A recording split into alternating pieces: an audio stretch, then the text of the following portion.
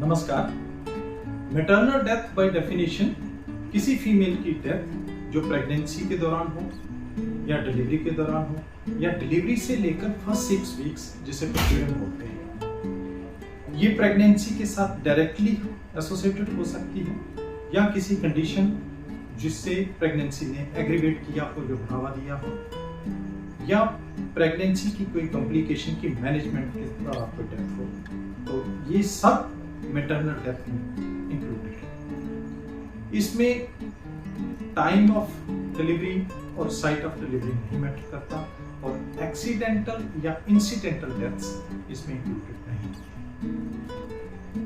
इसे मापने के लिए मैटरनल मॉर्टेलिटी रेशियो और मैटरनल मॉर्टेलिटी रेट यूज किया जाता है।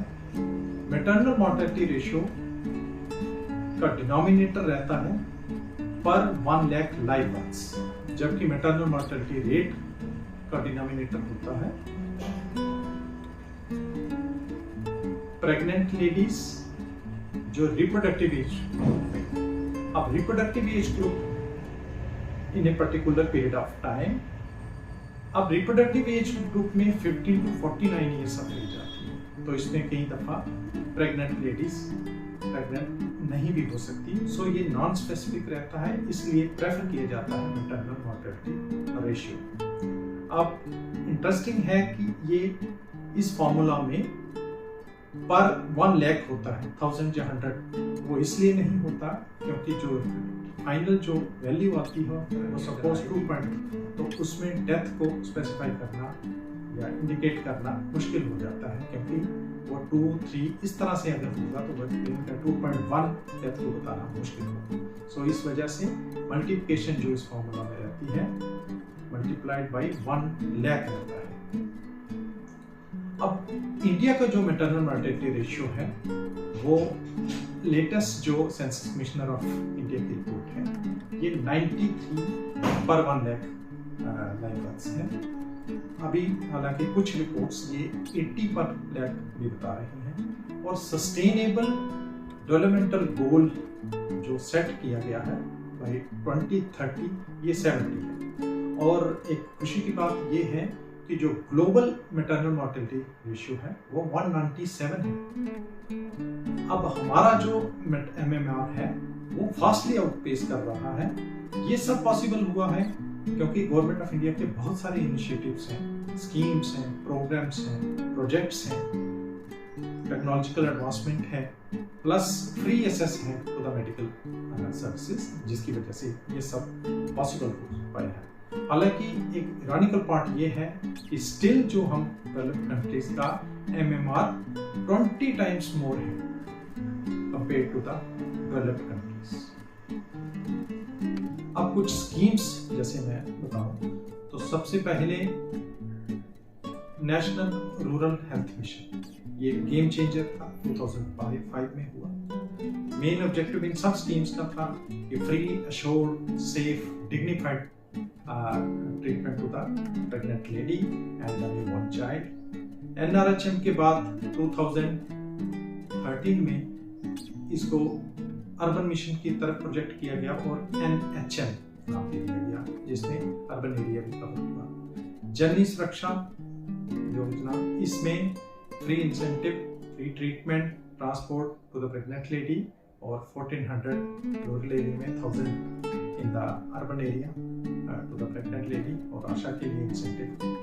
GSLY के जननी शिशु सुरक्षा कार्यक्रम, इसमें 1 ईयर तक का न्यूबॉर्न उसकी ट्रीटमेंट इंक्लूड की गई। अब प्रधानमंत्री सुरक्षित मातृत्व योजना, इसमें फर्स्ट चाइल्ड के लिए 5000 इंसेंटिव, और इसको बाद में एक्सटेंड किया गया। सेकंड चाइल्ड अगर गर्ल चाइल्ड है उसको 6000 का इंसेंटिव दिया गया। सुमन है सुरक्षित मातृत्व आश्वासन, ये 2019 में किया गया। इसमें सोल यही थे कि फ्री, अश्योर्ड और safe delivery up to delivery plus treatment up to 6 weeks period. Pradhan Mantri Surakshit मातृत्व योजना, जिसमें स्पेशलिस्ट केयर अवेलेबल करवाई गई। 9th क्योंकि 9 months 9th of every month। और इसमें उसके बाद हाई रिस्क प्रेगनेंसीज को सॉर्ट आउट करके इनको ट्रैक किया गया, और इसके पार्ट 2 एक्सटेंडेड जो प्राइम मिनिस्टर सुरक्षित योजना है, इसमें आशा जो साथ में इसको असिस्ट करेगी, एस्कॉर्ट करेगी पेशेंट को, इसके लिए एडिशनल 3 एंटीनेटल इंसेंटिव्स भी दिए गए, और हाई रिस्क प्रेगनेंसी की मैनेजमेंट जो फ्री ऑफ कॉस्ट अवेलेबल की गई। लक्ष्य स्कीम है, इनिशिएटिव है गवर्नमेंट ऑफ इंडिया का। इसमें लेबर रूम इंफ्रास्ट्रक्चर की डेवलपमेंट पे स्ट्रेस किया गया कि डिलीवरी पॉइंट्स पे, सो दैट पेशेंट के लिए बेस्ट पॉसिबल सर्विसेज अवेलेबल की जाए। अब monthly village health sanitation nutrition day activity होती है, इसमें ये भी गवर्नमेंट ऑफ इंडिया का एक इनिशिएटिव है। इसके साथ ही मदर चाइल्ड प्रोटेक्शन कार्ड, इसका मैं बताना चाहूंगा कि इसमें एक तो यूनिक आईडी मिलता है पेशेंट को, रजिस्ट्रेशन होती है अंडर गवर्नमेंट ऑफ इंडिया, और काफी इंफॉर्मेटिव है। इसमें एंटीनेटल विजिट्स कितने करवाने हैं, वार्निंग साइंस क्या है, इम्यूनाइजेशन कैसे करवानी है, तो ये सब इसमें मेंशन रहता है। और एक हेल्प RCH पोर्टल की अवेलेबिलिटी हेल्थ वर्कर होती है, जिसमें वो पेशेंट को रजिस्टर करता है, और थ्रू हेल्थ वर्कर पेशेंट के लिए हेल्प मिलती है कि गवर्नमेंट ऑफ इंडिया की क्या क्या स्कीम्स हैं, ये सारी उसको इंफॉर्मेशन मिल सकती है। दक्षता इनिशिएटिव के तहत इसमें स्पेशलिस्ट जो हैं वो ट्रेनिंग इम्पार्ट करते हैं, एविडेंस बेस्ड प्रैक्टिसेस जो बेस्ट पॉसिबल हैं उनको हेल्थ वर्कर्स जो डिलीवरी पॉइंट्स पे हैं, मेडिकल ऑफिसर्स और असिस्टेंट्स, उनको बेस्ट पॉसिबल सर्विसेज के साथ अडेप्ट किया जाए, और एविडेंस बेस्ड जो प्रैक्टिसेस हैं वो सारी उनको टीच की जाए। तो ये भी हेल्पफुल है। फाइनली मेन ऑब्जेक्टिव यही रहेगा कि जो पेशेंट्स हैं उनको बेस्ट सर्विसेज मिले। अनीमिया मुक्त भारत अभियान है, इसमें 6 स्टेप्स भी है अनीमिया को टैकल करने के लिए, और जो 6 इसके बेनिफिशियरीज हैं उनको हेल्प मिलती है। इसके साथ ही बहुत सारी इनोवेबल स्कीम्स हैं जो मैंने पहले बताया कि इनका टारगेट यही है, एम यही रहेगा कि जो बेस्ट सर्विसेज मिले। इतना सब होने के बावजूद भी जैसे मैंने बताया कि जो डेवलपिंग कंट्रीज हैं इनका MMR 20 टाइम्स मोर है। हालांकि इसमें जो लकी पार्ट मैं बता रहा हूँ कि जो हमारा MMR रिड्यूस हो रहा है वो 86% रिड्यूस हुआ है लास्ट टाइम में, जबकि जो ग्लोबल है वो 48% रिड्यूस हुआ है। बट स्टिल जो डेथ्स हैं वो हो रही हैं, तो इसी पे हमने वर्क करना है। इस पे हमें ज़रूरी है कि हमें कंपैशनेट होना पड़ेगा, कॉम्पिटेंट होना पड़ेगा, और ये जो सारे स्टेप्स हैं वो हमें जो बेस्ट पॉसिबल सर्विसेज हैं वो हमें पेशेंट के लिए।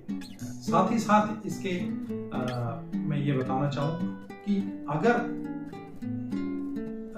इसकी स्टडीज में हम चाहें तो स्टडीज बताती हैं कि मैटरनल मॉर्टेलिटी रेट के 3 मेन डिलेस हैं। पहला डिले है डिले बाय द पेशेंट, ये डिसीजन बहुत सारे कस्टमरी मिथ्स हैं, टेबल्स हैं, और अवेयरनेस नहीं है कुछ लोगों को कि पेशेंट के लेवल पे डिले होता है, delay to go to the hospital और the health facility. Second delay है डिले इन ट्रांसपोर्टेशन। हालांकि 102, 108 एम्बुलेंस सर्विसेज रूरल एरिया तक भी अवेलेबल हैं, बट स्टिल ये प्रॉब्लम है।